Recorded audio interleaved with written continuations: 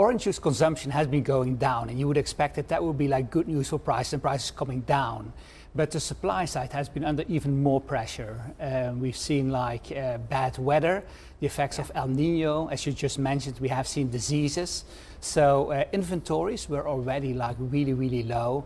And when earlier this month, Fundecitrus, the Brazilian industry organization, made even lower forecasts for the upcoming harvest, that was like another nail in the coffin of orange juice.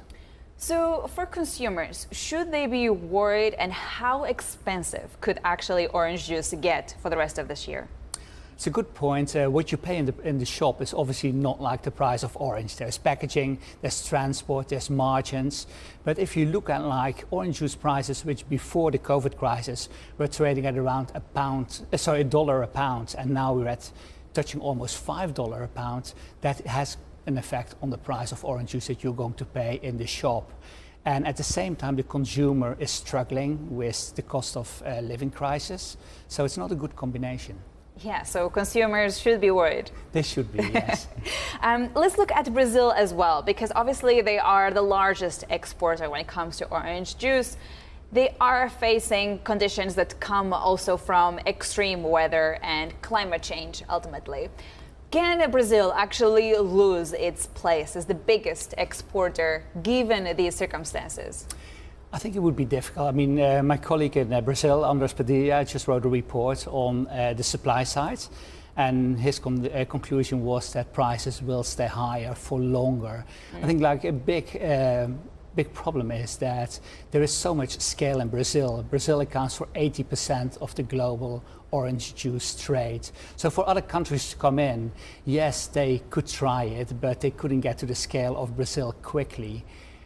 So I think that's the point. I think the other point that's important to notice is that I look at the beer sector as well. If you got like a bad barley harvest next year, more barley will be planted. But in orange juice, it takes about 5 years for a tree to start growing fruits, and about 10 years for the yield of that tree to be substantial. So for other countries to come in and attack Brazil's position would be very difficult, and a long-term strategy that they would need to have.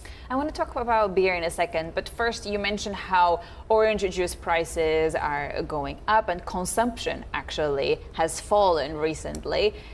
What is it being replaced with?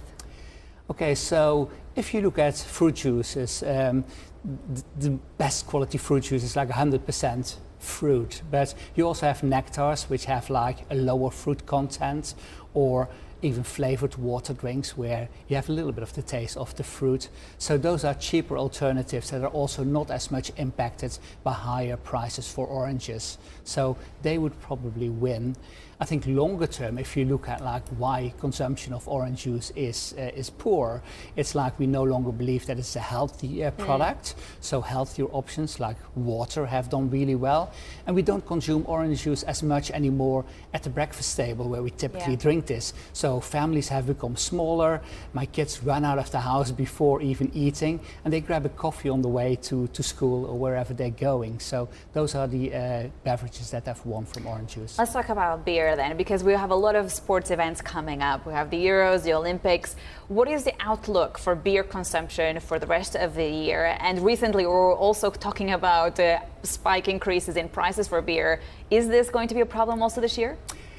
We're actually reasonably optimistic for beer. I think that if you look at the comparison base, last year we had a terrible summer. I mean, if I'd been here a week ago, I probably would have said I had a great weekend, but the weather has turned bad. But we're hoping that the weather will be a little bit better this summer and help sales of beer. I think also that the problem that you saw was that wages of consumers were not going up, but costs were immediately after the Black Sea region invasion. So you see that a little bit reversing. So the price of barley has come down. The price of natural gas, which is incredibly important for packaging, has come down. And at the same time, there have been some wage increases for consumers. So all in all, I think that it looks slightly better than it did in the past, but we're not out of the woods yet.